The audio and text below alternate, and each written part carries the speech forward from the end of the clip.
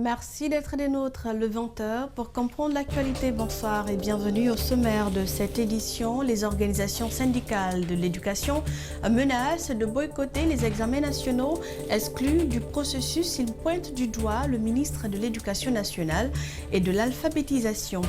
Des domaines de l'État octroyés à des particuliers. Nous sommes à Bondabon et les natifs se plaignent de cet état des faits, d'autant que la déforestation atteint un degré inquiétant. Et puis les musulmans vont célébrer la Tabaski ce mardi 20 juillet. Contrairement aux années précédentes, les espaces de beauté et ateliers de couture connaissent moins d'affluence. Situation financière ou Covid, Marianne Fodé-Camara nous en dira plus dans cette édition.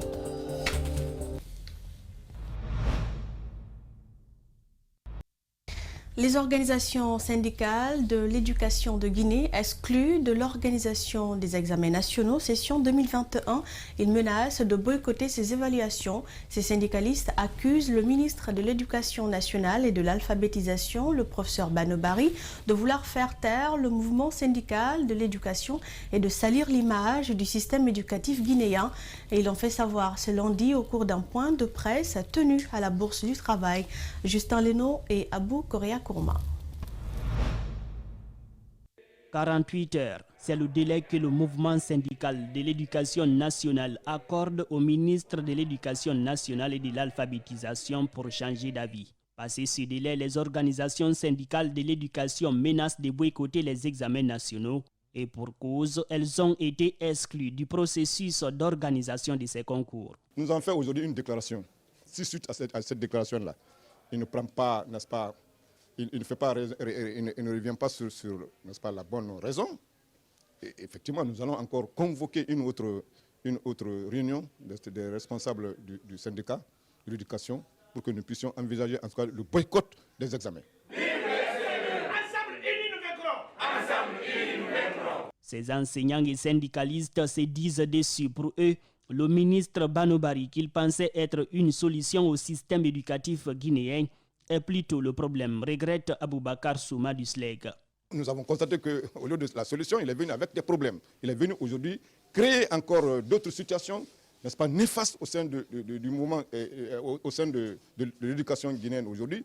Autre facteur de leur indignation, c'est le calendrier élaboré par professeur Banobari pour la tenue de ces examens nationaux session 2021. Aboubakar Souma du syndicat libre des enseignants et chercheurs de Guinée-SLEG argue que c'est du jamais vu.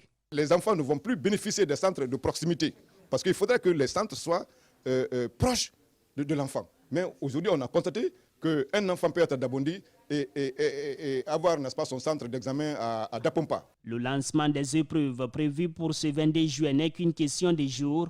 Si rien n'est fait, le système éducatif guinéen pourrait être ciblé par une nouvelle crise aux conséquences que redoutent élèves et parents d'élèves.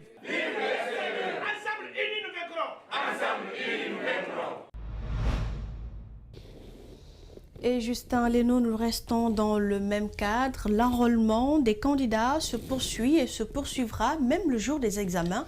C'est ce qu'annonce le directeur national des services examens du ministère de l'Éducation nationale. L'emploi du temps sera connu avant le début des épreuves. Des informations données au cours d'un point de presse ce lundi. Le département assure également que les correcteurs n'auront que 150 copies par jour à corriger. Alcini Barry et Abdoulaye Camara pour plus d'explications.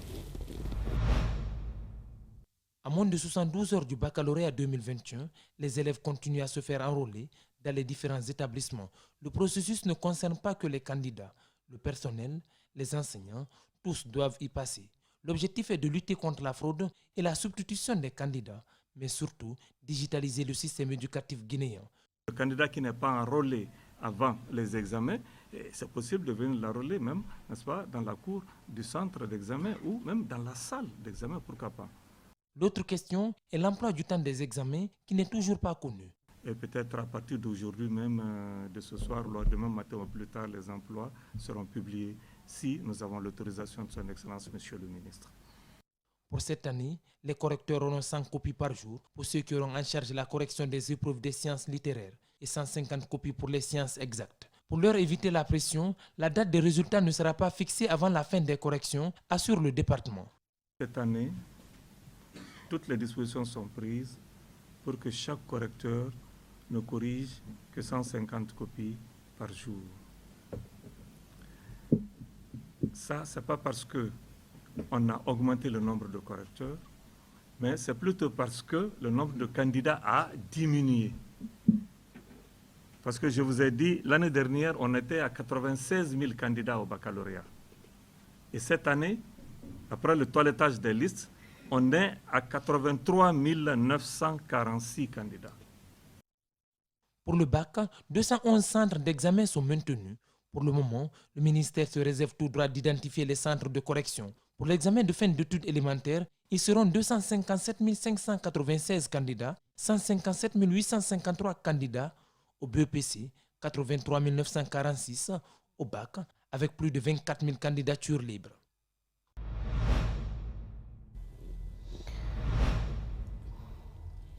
Autre sujet dans cette édition, des domaines situés à Bondabon octroyés au service de l'État pour la construction d'édifices d'utilité publique suscitent des interrogations chez les natifs et pour cause, les terrains sont vendus aux inconnus et la déforestation atteint un degré inquiétant.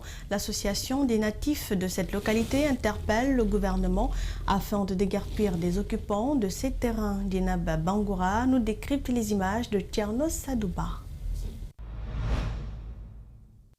Ce vaste domaine de 45 hectares est situé à Bondabon d'Antiguia, dans la préfecture de Dubreka. Il a été réparti en 2010 entre les services de l'administration, dont 20 hectares pour l'aviation militaire, 12 hectares pour le ministère des Affaires étrangères et des Guinéens de l'étranger et quelques hectares pour le ministère de l'Éducation, selon l'ancien préfet de la localité. À la suite de cette répartition, des lotissements ont été faits. Aujourd'hui, des maisons se construisent du jour au jour, regrette l'ancien préfet. Ce qui se passe sur le terrain ici est déplorable. Nous sommes au regret de vous annoncer que, malgré tous les efforts fournis par les fils de Bondabon, il y a certains qui s'évertuent à lotir tout et attribuer aux gens. Cette association des ressortissants de Bondabon dit avoir adressé une lettre à la direction des eaux et forêts pour la délimitation des domaines octroyés. Christine Sagnon, jadis ministre, et son équipe ont procédé à la délimitation du domaine. Cette limite est dépassée. Et quand vous dépassez cette limite, c'est la dégradation, c'est la déforestation. C'est pourquoi nous voulons attirer l'attention du ministre de l'Environnement et du ministre de l'Habitat de venir faire ces constats pour que ces choses soient arrêtées. Au-delà de cette limite, tous les lotissements soient annulés et même s'il y a des immeubles, on les fait descendre et nous reboisons. Nous pouvons prendre le reboisement en charge. Parce que c'est chez nous. Tout ce qu'on fait pour Bondabon, c'est bon pour nous. Les actions atropiques de l'homme sur le couvert végétal ne sont pas sans conséquences, selon notre interlocuteur. Voici la manière dont l'environnement est en train de se dégrader. Nos eaux ne sont plus comme avant. On n'a plus de poissons et les petits écrevisses qu'on avait dans nos rivières. Tout ça, c'est la déforestation. Les membres de cette association interpellent le gouvernement et demandent une forte implication du ministre de l'Environnement et des Eaux et Forêts pour trouver une solution à ce problème. Le sport qui s'invite, la loi portant adoption et promotion du sport et des activités physiques a été vulgarisée, selon dit, en faveur d'une conférence de presse animée par le ministre d'État des Sports, Sanoussi Bantamasso. Et cette loi, qui comporte 3 titres, 18 chapitres et 77 articles, réglemente désormais le sport en Guinée. Et c'est une première depuis l'indépendance de la Guinée. Le compte-rendu est signé Paul Fatia Tunkara et Mohamed Bangora. C'est après un devoir de mémoire et de reconnaissance à l'endroit des anciens dirigeants sportifs que le ministre d'État des Sports a annoncé avec enthousiasme la mise en place de la loi du sport et des activités physiques.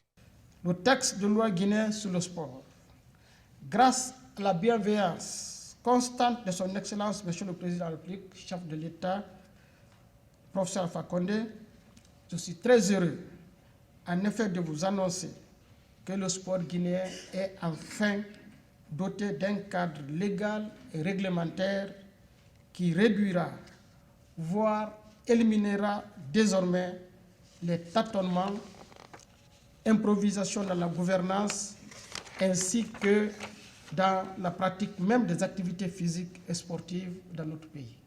Les activités physiques et sportives se vulgarisent et s'organisent à travers le monde par des textes juridiques et spécifiques tenant en compte les réalités du pays.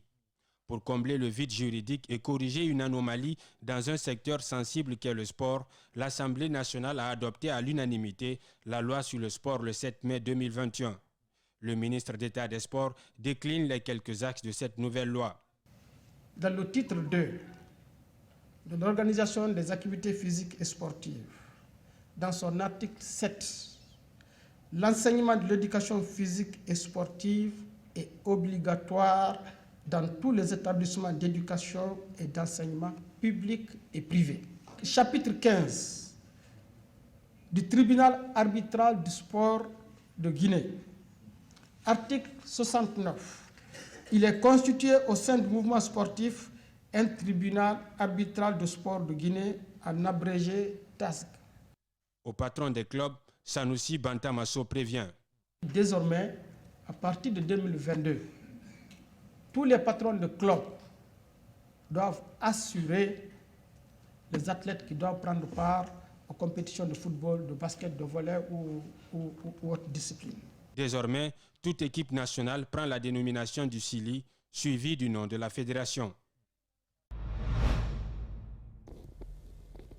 Et du sport à la religion, le 9e jour du 12e mois lunaire a été accueilli par les musulmans à travers le monde et ces derniers ont multiplié les actes de bien, le jeûne, l'aumône, la prière surérogatoire ont été au rendez-vous ce lundi.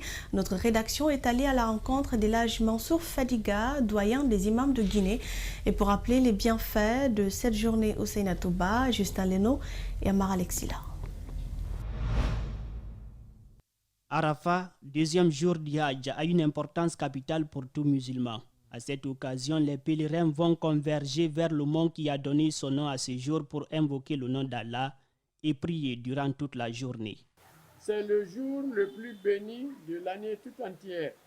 Le prophète Mohammed sallallahu alayhi wa sallam a indiqué la grandeur de ce jour en disant « Aucun jour n'a d'un nombre important de serviteurs affranchis mieux que la journée d'Arafat. » Le jeûne d'Arafat fait partie des jeûnes surérogatoires très recommandés. C'est pourquoi plusieurs millions de musulmans à travers le monde l'ont observé.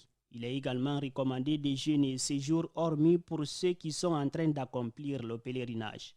Le jeûne est recommandé pour ceux qui ne sont pas à Arafat.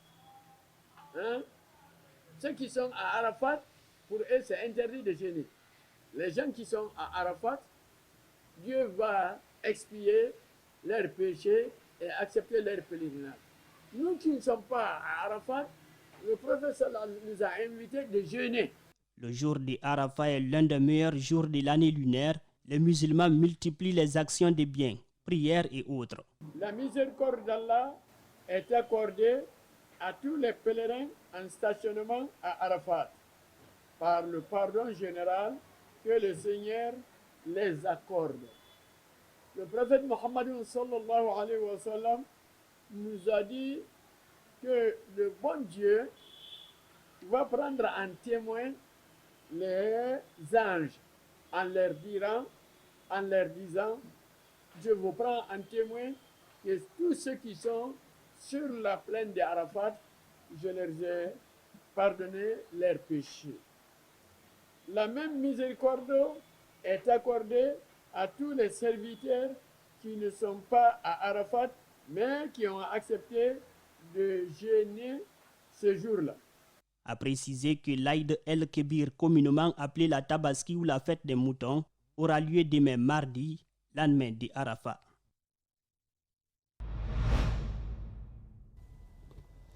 Et justement, à quelques heures de la Tabaski, l'une des plus grandes fêtes musulmanes, les clientes ne se bousculent pas dans les salons de coiffure de Conakry. En tout cas, c'est ce qui ressort du constat fait dans plusieurs salons de beauté sur l'autoroute Fidel Castro. Et cette absence s'expliquerait par la cherté de la vie, disent les détenteurs de salons de beauté.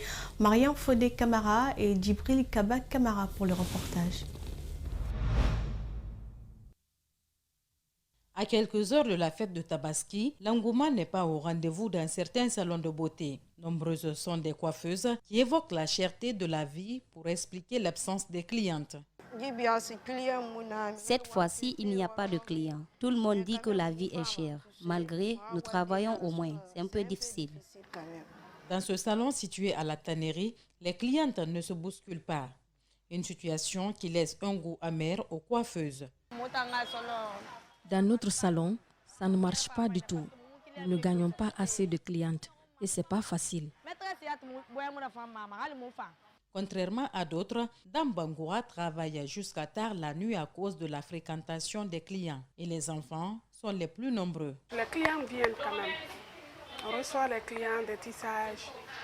Surtout, c'est pour les enfants que ça marche alors. Mais hier quand même, on est resté ici jusqu'à 22h, 23h. Toute la différence se joue au niveau de l'accueil et au prix abordable pour sa clientèle. Je suis venue pour maîtriser. Oui, j'apprécie très bien. Je pense que le prix est abordable. Ici, quand tu viens te tresser, la maîtresse s'occupe bien de ses clientes et son prix est raisonnable. Nombreuses sont les citoyennes qui optent pour les perruques en lieu et place des tresses à cause de la cherté de vie. Et la danse traditionnelle Mamaya à Cancan n'aura pas lieu encore cette année. L'annonce a été faite la semaine dernière par les notables de la localité. Après des jours de concertation, ils ont décidé de l'annuler pour des raisons sanitaires, notamment le Covid-19 qui sévit dans le monde. Et pour plus de précisions, suivez ce reportage de Fatoumata Bintabari et Aboubakar Keke Bangoura.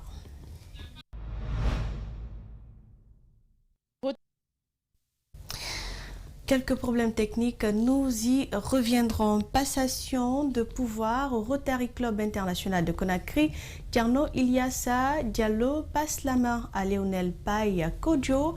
Après ce mandat, le président sortant part avec le sentiment d'avoir accompli sa mission à la tête du club. Quant au nouveau président, il s'engage de poursuivre les réformes en cours et d'œuvrer pour la dynamisation et la diversification des activités du Rotary Club de Conakry. Suivez.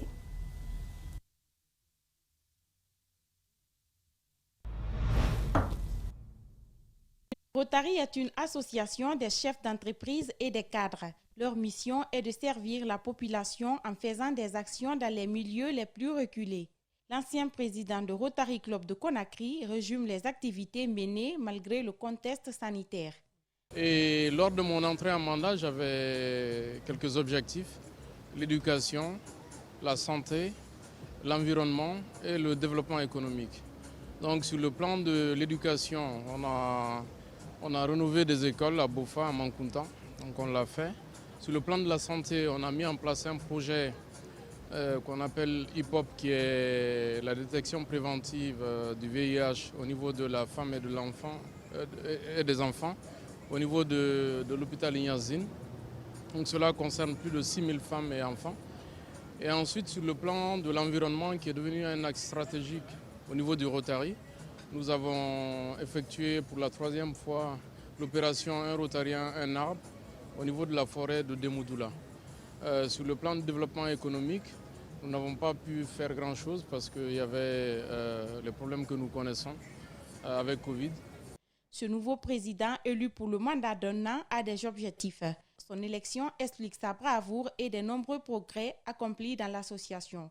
Il compte faire, entre autres, des actions pérennes pour maintenir la confiance, l'éducation pour tous, la rénovation des salles de classe des écoles de l'intérieur du pays. Le choix, c'est porté sur moi en fonction des engagements et en fonction du dynamisme que j'ai pu justement démontrer au niveau du club. Je suis passé par plusieurs fonctions au niveau du club. J'ai été protocole, j'ai été secrétaire et lorsque on participe justement aux assemblées conférences de district, on est déjà sur la ligne pour pouvoir accéder au poste de président. Donc c'est une confiance que mes amis ont bien voulu placer en moi et j'espère, avec leur concours bien sûr, pouvoir atteindre les objectifs qui m'ont été assignés. Rotary, dans sa mission, aide les plus démunis et les jeunes qui décident de choisir leur carrière dès le lycée. En allant dans le lycée, en expliquant c'est quoi les carrières que nous faisons, pour leur permettre de faire un bon choix. Donc c'est ce qui a un peu caractérisé le mandat. Il y a eu beaucoup d'humanisme parce qu'avec Covid, il fallait se serrer les coudes et essayer chacun de prendre soin de ses proches et de ses amis. Rotary Club de Conakry pose donc ses valises à l'intérieur du pays. Le nouveau président élu s'engage à relever le défi. Il promet le travail en synergie. Et c'est la fin de cette édition réalisée par Mamadou Saliouba. Merci de l'attention et par anticipation, bonne fête aux musulmans du monde entier. Bonne soirée où que vous soyez.